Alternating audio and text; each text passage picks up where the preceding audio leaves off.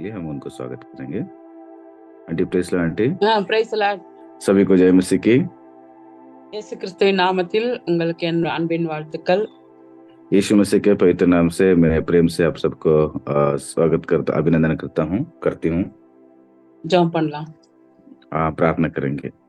எங்களை நேசிக்கிறதான நல்ல தகப்பனே, அப்பா அந்த அருமையான காலை வேளைக்காக நன்றி ஆண்டவரே. கடந்த இரவெல்லாம் நல்ல ஆண்டவரே நித்திரை கொடுத்து நல்ல ஜீவன் சுகம் பலன் கொடுத்து ஆண்டவரே காலையிலே எழுப்பி உண்மை துதிக்கும்படியாய் ஆண்டவரே உண்மை தேடும்படியாய் கொடுத்த ஸ்லாக்கியத்துக்காக உமக்கு நன்றி ஆண்டவரே. உண்மை துதிக்கிறோம் ஆண்டவரே. இந்த வேளையிலும் கூட கர்த்தாவே உம்முடைய வசனங்களை தியானிக்கும் போது ஆவியானவர் தாமே எங்களுடைய வாழ்க்கையிலே நாங்கள் கடைபிடிக்க வேண்டிய எல்லா வார்த்தைகளையும் நாங்கள் கை கொண்டு ஆண்டவரே நடக்க நீர் எங்களுக்கு கற்றுத்தரும்படியா உடைய கரத்திலே எங்களை தாழ்த்தி ஒப்பு கொடுக்கிறோம். நீரை பொறுப்பெடுத்துக் கொள்ளும் வழி இயேசுவின் நாமத்தில் பிதா, ஆமென். இன்னைக்கு வந்து நம்ம சங்கீதம் 6ஆம் சங்கீதத்தை படிக்க போறோம். 1-10 வசனம் இருக்கு. आज हम सब लोग मिलकर भजन संहिता की 1 से लेकर 10 पद तक भजन संहिता छठवां अध्याय को ध्यान करने वाले हैं। இன்னைக்கு உலகத்துல பாத்தீங்கன்னா எல்லா காரியத்தை விட சரீர சுகம் தான் ரொம்ப முக்கியமான காரியம் அப்படின்னு சொல்லி எல்லாருமே ஒப்புக்கொள்வாங்க. तो सब लोग यही मानते हैं आज दुनिया में सबसे जो शरीर का स्वास्थ्य है वही सबसे बहुत मायने रखता है करके विश्वास करते हैं। அதற்காக இன்றைக்கு ஜனங்கள் பல தெய்வங்களை கூட அதுக்காக வழிபடுறாங்க. इसलिए बहुत सारे लोग क्या करते हैं, कुछ देवताओं के रास्तों में मार्गों में रहते हैं। எல்லா தெய்வங்களை விட நம்முடைய ஆண்டவர் சொல்றாரு, நானே உன் பரிகாரியாகிய கர்த்தர் அப்படின்னு சொல்லி யாத்திரையாகமத்துல நம்ம வாசிக்கிறோம். तो सारे देवताओं से हमारा जो परमेश्वर है वो हमें ऐसे प्रकार के वादा परमेश्वर किया है, मैं ही आपके लिए आरोग्यदायक हूँ करके। இன்னைக்கு ஆஸ்பத்திரியில எல்லாம் போய் பாத்தீங்கன்னா எவ்வளவு பேர் வியாதினால கஷ்டப்படுறாங்க.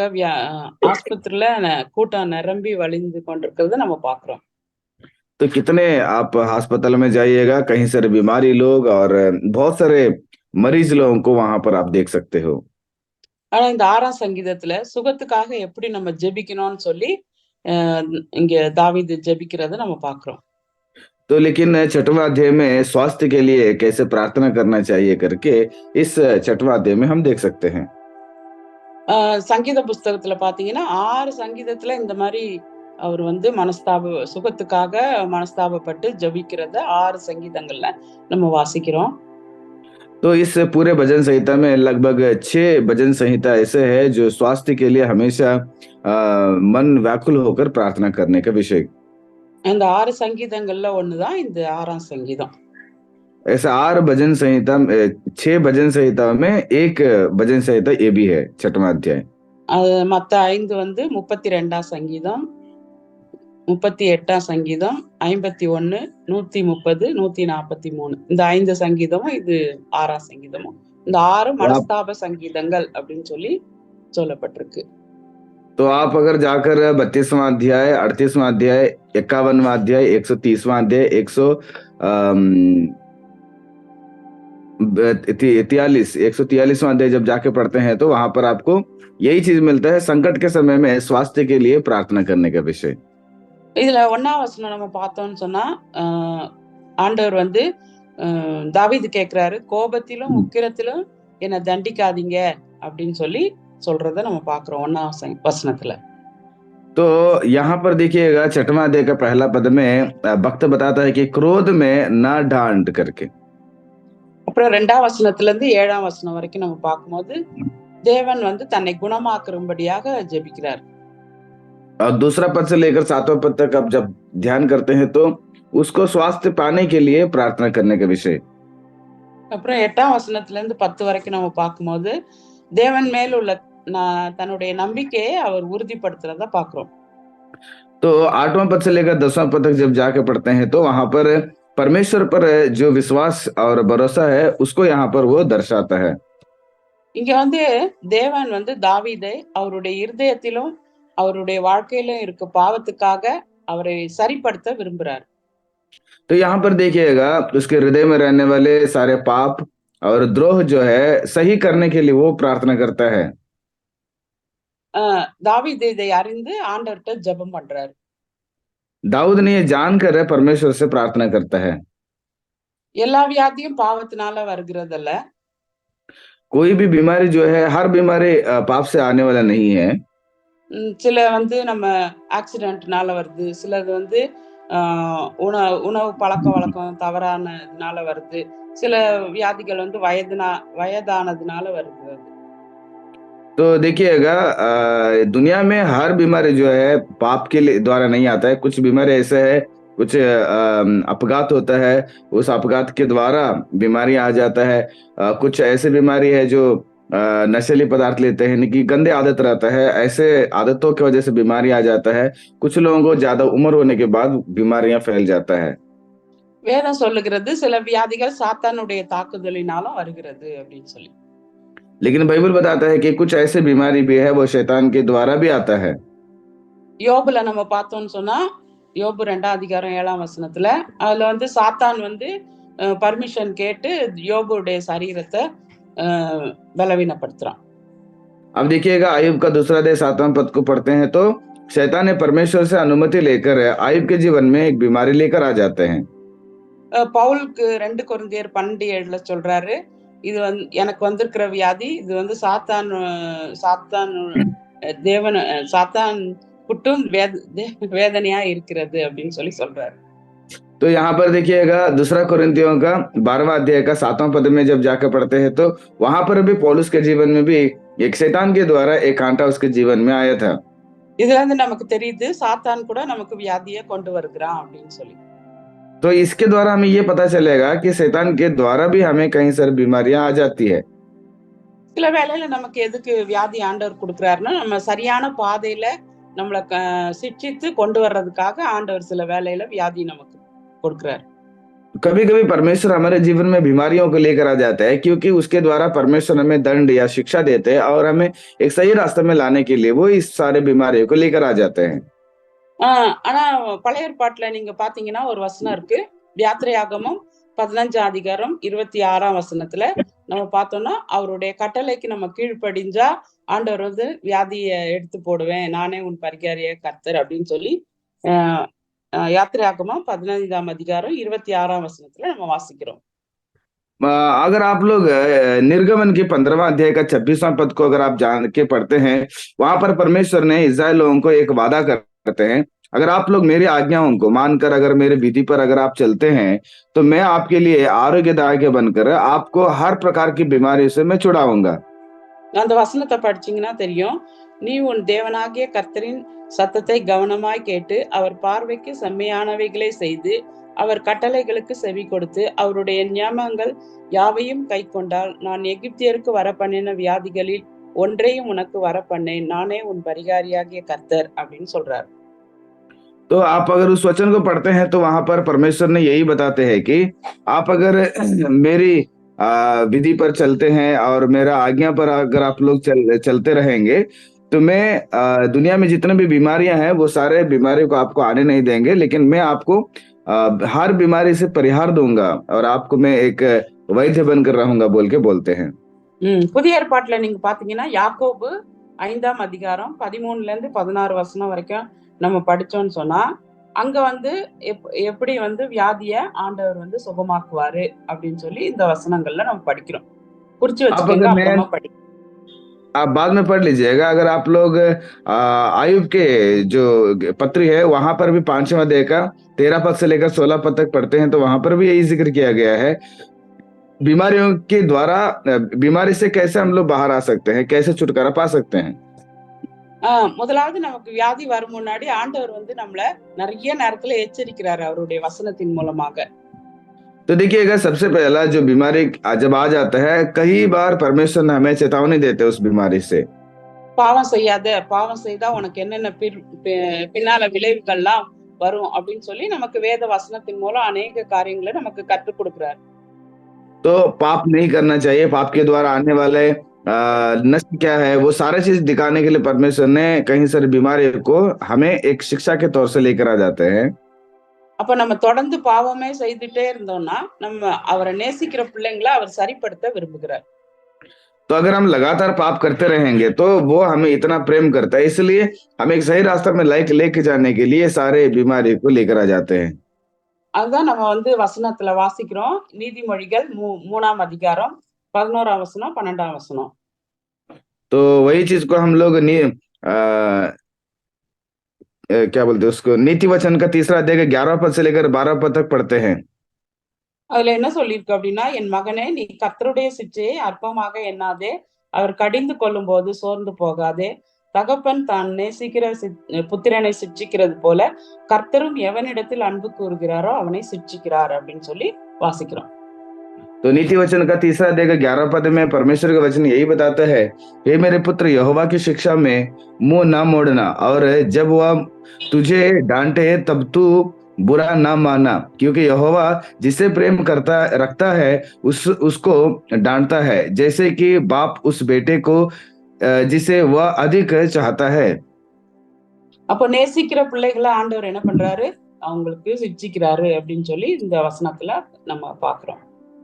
तो प्यार करने वाले बच्चों को जैसे शिक्षा देता है, वैसे ही परमेश्वर ने भी अपने प्रेमी लोगों को शिक्षा देते हैं, ताड़ना देते हैं। அதனால நமக்கு வியாதி வரும்போது நம்ம நாம என்ன செய்யணும், ஆராய்ந்து பார்த்து எதுக்காக இந்த வியாதி வந்தது அப்படின்னு சொல்லி நம்ம பாவத்தினால வந்ததா அப்படின்லாம் கண்டுபிடிக்கணும் நம்ம. तो इसलिए हमारे जीवन में अगर कोई प्रकार की बीमारी आ जाती है, तो हमें बैठकर उसे पता करना चाहिए कि पाप के द्वारा आया है, किस कारण से आया है। அதனால இங்க தாவீது வந்து கண்டுபிடிக்கிறாரு, பாவத்தினாலதான் எனக்கு வியாதி வந்திருக்குது அப்படின்னு சொல்லி அவர் கண்டுபிடிக்கிறார். तो इसलिए यहाँ पर भी दाऊद क्या करता है, इसको जांच कर जान लेता है कि पाप की ही वजह से मुझे ये बीमारी आया है। அதனாலதான் சொல்றாரு, ஆண்டவரே உம்முடைய கோபத்திலே என்னை கடிந்து கொள்ளாதையும், உம்முடைய உக்கிரத்திலே என்னை தண்டியாதையும். 2ஆம் வசனம், என் மேல் இரக்கமாயிரும் கர்த்தாவே, நான் பலனற்று போனேன், என்னை குணமாக்கும் கர்த்தாவே, என் எலும்புகள் நடுங்குகிறது அப்படின்னு சொல்லி இந்த வசனத்துல நம்ம வாசிக்கிறோம். इसलिए दाऊद ने इस अध्याय के पहला और दूसरा पद में यूं कहता है, ये हुआ तुझे अपने क्रोध में मुझे अपने क्रोध में न डांट और न जलजलाहट में मुझे ताड़ना दे। हे यहोवा मुझ पर अनुग्रह करे, क्योंकि मैं कुम्हाला गया हूँ। हे यहोवा मुझे चंगा कर, क्योंकि मेरी हड्डियों में बेचैनी है। நாமும் நம்ம வந்து ஆராய்ந்து பார்த்து நமக்கு எதனால வியாதி வந்ததுன்னு சொல்லி நம்ம ஆராய்ந்து பார்த்து ஆண்டவர்கிட்ட ஜெபிக்கும் போது ஆண்டவர் வந்து குணமாக்குகிற ஒரு தேவனா இருக்கிறார். तो इसलिए प्रियो, हम भी हमारा बीमारियों के बारे में जानकर अगर हम प्रार्थना करते हैं, हमारे भी जीवन में परमेश्वर ने चंगाई लेकर आ जाते हैं। 2-7 வசனம் நம்ம படிக்கும் போது எப்படி வந்து ஜெபம் பண்றாரு, தாவீது தன்னை குணமாக்க எப்படி ஜெபிக்கணும்னு சொல்லி இங்க பாக்குறோம். तो दूसरा पद से लेकर 7वां पद तक जब हम ध्यान करते हैं, तो वहां पर कैसे प्रार्थना करना चाहिए, दाऊद ने अपने जीवन में चंगा प्राप्त करने के लिए किस ढंग से प्रार्थना किया, वही चीज को हम देख सकते हैं। இங்க 3ஆம் வசனத்துல நம்ம பார்க்கும்போது தாவீதுக்கு வந்து ஆத்மாவிலையும் சுகம் வேணுமா இருந்துச்சு, சரீரத்திலையும் சுகம் தேவைப்பட்டது. तो यहाँ पर तीसरा पद में देखिएगा, दाऊद को प्राण में भी, आत्मा में भी उसको चंगाई चाहिए था और शरीर में भी चंगाई चाहिए था। அதனால அவர் சொல்றாரு, என் ஆத்துமா மிகவும் வியாகுலப்படுகிறது, கர்த்தாவே எது வரைக்கும் இறங்காதிருப்பீர், திரும்பும் கர்த்தாவே என் ஆத்துமாவை விடுவியும், உம்முடைய கிருபை நிமித்தம் என்னை ரட்சியும் அப்படின்னு சொல்லி ஜெபிக்கிறார். तो इसलिए वो ऐसे प्रार्थना करता है, मेरा प्राण भी बहुत खेदित है, पर तू यहोवा कब तक लौट आ, ये यहोवा और मेरे प्राण बचा, अपनी करुणा के अनुमति मेरा उद्धार कर। அப்புறம் நீங்க பாத்தீங்கன்னா ஏன் ஆண்டவர்கிட்ட அவர் குணமாக்க ஜெபிக்கிறாரு அப்படின்னு சொல்லி பாத்தீங்கன்னா, 5ஆம் வசனம் 6ஆம் வசனம், மரணத்தில் உம்மை நினைவு கூறுவதில்லை, பாதாளத்தில் உம்மை துதிப்பவன் யார், என் பெருமூச்சினால் இளைத்து போனேன், முழுவதும் என் கண்ணீரால் என் படுக்கையை மிகவும் ஈரமாக்கி என் கட்டிலை நனைக்கிறேன், துயரத்தினால் என் கண்கள் குழி விழுந்து போயிற்று, என் சத்துருக்கள் அனைவர் நிமித்தமும் மங்கி போயிற்று அப்படின்னு சொல்லி ஜெபிக்கிறார். तो वो अपने जीवन में क्यों आखिर चंगाई चाहता था, इसलिए 5 और 6वां पद में उसका जवाब है, क्योंकि मृत्यु के बाद तेरा स्मरण नहीं होता, अधोलोक में कौन तेरा धन्यवाद करेगा। मैं कराहते कराहते थक गया, मैं अपनी काट आंसुओं से भिगोता हूँ, प्रति रात मेरा बिछौना भींगता है। இங்க தாவீது தன்னை குணமாக்க எதற்கு ஜெபிக்கிறார் அப்படின்னு சொல்லி பார்த்தோம்னா, ஆண்டவரை நான் வந்து தொடர்ந்து ஆராதிக்கணும், ஆண்டவரை நான் தொடர்ந்து சேவிக்கணும், ஆண்டவருக்கு நான் சாட்சியா இருக்கணும் அப்படின்னு சொல்லி ஜெபிக்கிறார். तो आखिर ये बार बार क्यों प्रार्थना करता था कि क्यों चंगाई पाना है, इसीलिए कि परमेश्वर से चंगाई पाकर फिर से परमेश्वर के स्मरण में जाऊं, परमेश्वर के कृपा को याद करो, परमेश्वर का धन्यवाद करो, इसलिए वो चंगाई चाहता था। அதனாலதான் சொல்றாரு, மரணம் வந்துச்சுன்னா நான் உம்மை நினைவு கூற முடியாது, பாதாளத்துல போய் நான் உம்மை துதிக்க முடியாது. அதனால ஆண்டவரே எனக்கு ஜீவனை கொடும், நான் சாட்சியா இருப்பேன், நான் தொடர்ந்து உம்மை ஆராதிப்பேன், தொடர்ந்து உம்மை சேவிப்பேன் அப்படின்னு சொல்லி ஆண்டவர்கிட்ட அவர் வந்து கெஞ்சுறதை நம்ம பாக்குறோம். क्योंकि मृतलोक में या मरने के बाद हो या अधोलोक में हो, परमेश्वर के स्मरण नहीं किया जाएगा, इसलिए अभी चंगाई प्राप्त करके परमेश्वर का मैं आराधना करूंगा, परमेश्वर का स्मरण करूंगा, परमेश्वर का मैं सेवा करूंगा करके वो प्रार्थना कर रहा है। ஆண்டவர் வந்து நம்முடைய அக்கிரமங்களை எல்லாம் மன்னிக்கிறவர், நம்முடைய நோய்களை குணமாக்குகிறார் அப்படின்னு சொல்லி 103ஆம் சங்கீதத்துல வாசிக்கிறோம், 3ஆம் வசனத்துல. देखिएगा, आप 130 पद को पढ़ते हैं तो परमेश्वर ने हमारे पापों की क्षमा करके हमें चंगाई देता है करके देख सकते हैं। ஆஹ் நான் சில வேளையில வந்து ஆண்டவர் வந்து இயற்கையான முறையிலேயே நம்மளை குணமாக்கிடுவாரு, இயற்கையான மெடிசன்ஸ் மூலமா ஆண்டவர் குணமாக்குவார். कभी कभी परमेश्वर ने हमारे जीवन में ऐसी चंगाई लेकर आ जाते हैं, जो संसार में जो दवाइयां हैं, वो दवाइयों को द्वारा हमारे जीवन में चंगाई मिलता है। சில நேரத்துல நம்ம ஜெபிக்கும் போது அற்புதமாக என்ன பண்றாரு, ஆண்டவர் வந்து நம்மள சுகமாக்குறாரு. कभी कभी जब हम प्रार्थना करते हैं, अद्भुत रीति से हमारे जीवन में चंगाई देते हैं। ஒருவருக்காக ஒருவர் நம்ம ஜெபிக்கும் போது ஆண்டவர் வந்து நம்முடைய நம்மை வந்து மன்னித்து நம்மளை சுகமாக்குகிறார். तो एक दूसरे के लिए जब हम प्रार्थना करते हैं तो परमेश्वर क्षमा करके हमारे जीवन में चंगाई लाते हैं। அதே போல நம்முடைய வாழ்க்கையில நம்ம இதுக்காக ஆண்டவர்கிட்ட நம்ம ஜெபிக்கும் போது நம்ம பாவத்திலயும் நமக்கு விடுதலை கொடுப்பார், நம்ம ஆத்மாவிலையும் ஆண்டவர் நமக்கு விடுதலை கொடுப்பாரு அப்படின்னு சொல்லி தாவீதுடைய வாழ்க்கையில இருந்து நம்ம அறிந்து கொள்றோம். तो देखिएगा, जब हम इस ढंग से प्रार्थना करते हैं तो परमेश्वर हमारे पापों से भी एक छुटकारा देते हैं और हमारे आत्मा में भी एक बहुत बड़ी छुटकारा देते हैं करके इन वचनों के द्वारा हम जान सकते हैं।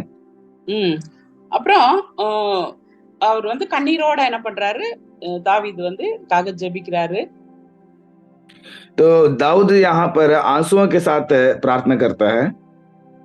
ஏன்னா நீங்க 8ஆம் வசனம் பார்க்கும்போது அதுல சொல்றாரு, அக்கிரமக்காரரு நீங்கள் எல்லாரும் என்னை விட்டு அகன்று போங்கள், கர்த்தர் என் அழுகையின் சத்தத்தை கேட்டார் அப்படின்னு சொல்லி வாசிக்கிறோம்.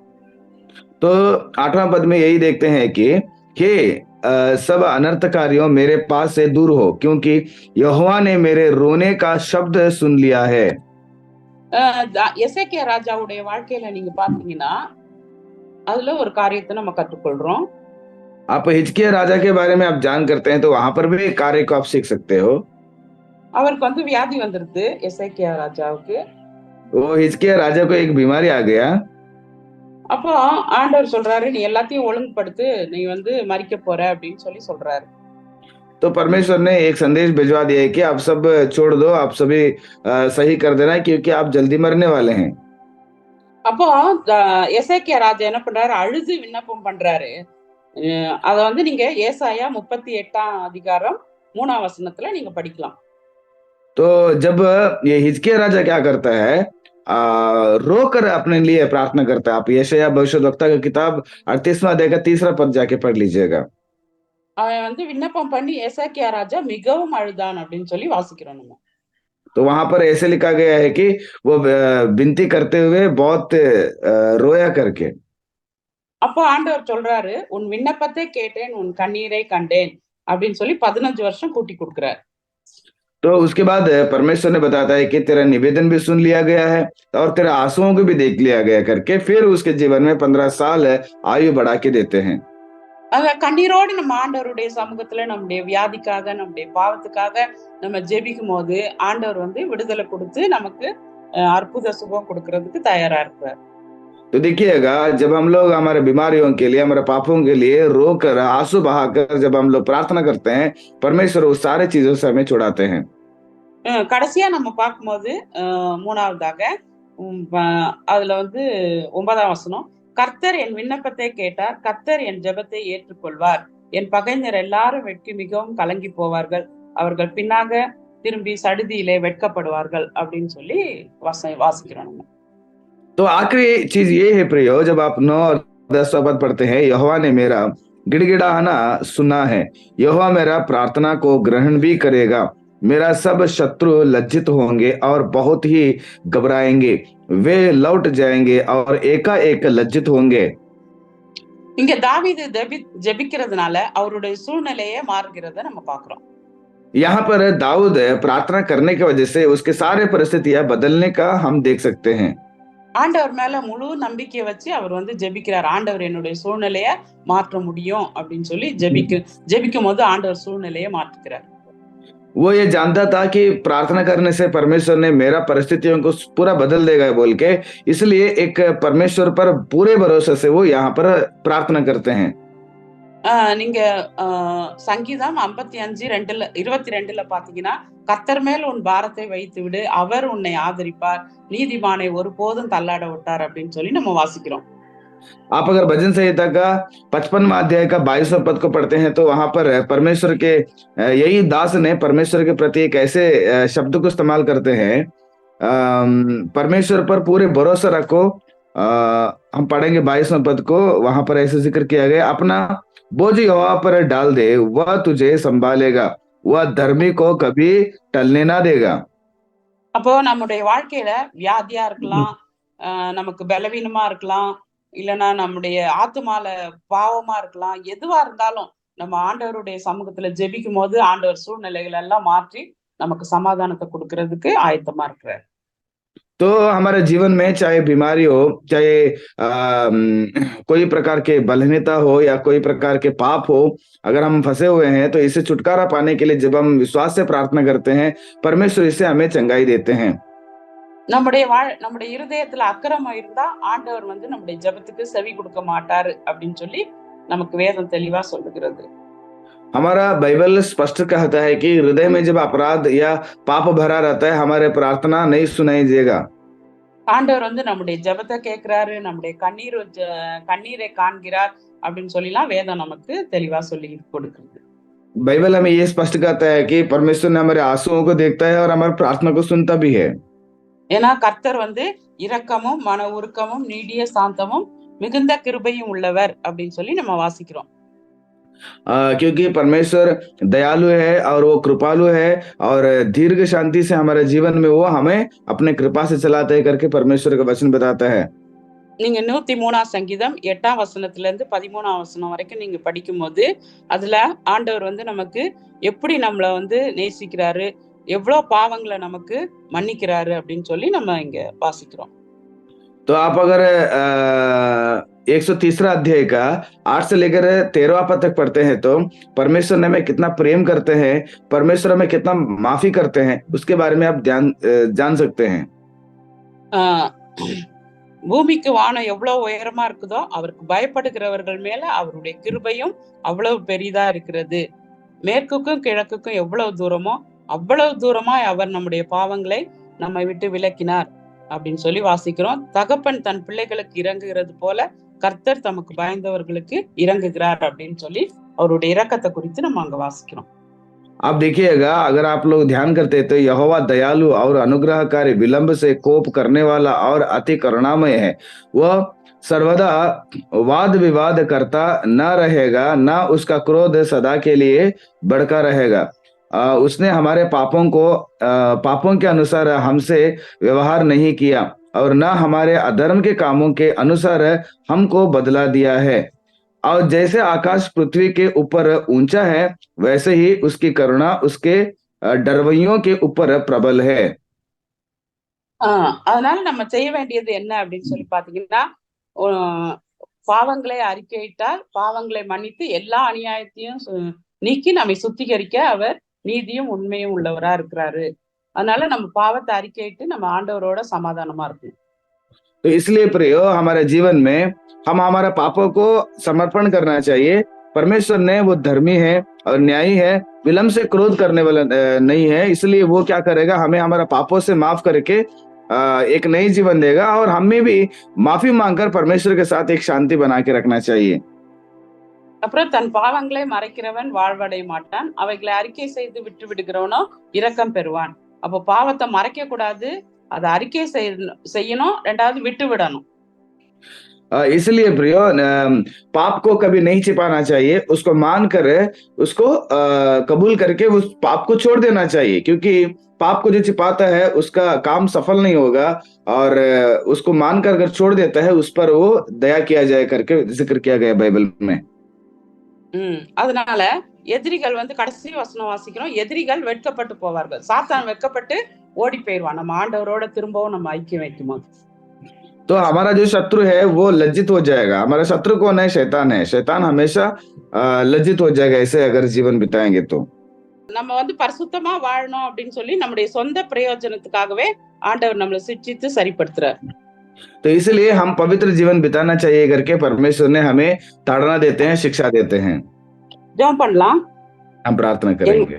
எங்களை நேசிக்கிறதான நல்ல தகப்பனே, இந்த காலை வேளையிலும் இந்த 6ஆம் சங்கீதத்தின் மூலமாக ஆண்டவரே, நீர் ஆண்டவரே எங்களுக்கு வருகிறதான வியாதி, எங்களுக்கு வருகிறதான வியாகுலம் எல்லாவற்றையும் கர்த்தாவே ஆண்டவரே எங்களுடைய சொந்த நன்மைக்காகவே நீர் எங்களை சிட்சித்து சரிப்படுத்தி உம்மோடு ஐக்கியமாய் இருக்க நீர் விரும்புகிறீர் என்பதை குறித்து இந்த சங்கீதத்துல நாங்க கற்றுக்கொண்டோம் ஆண்டவரே.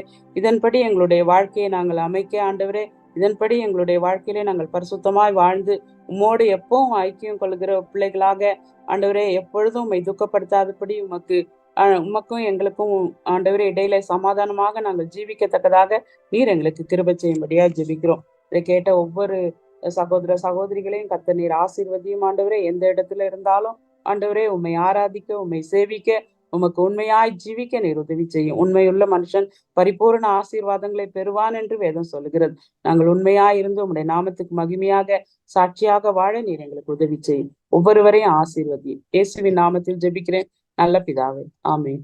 ஆமென். ஆமென்.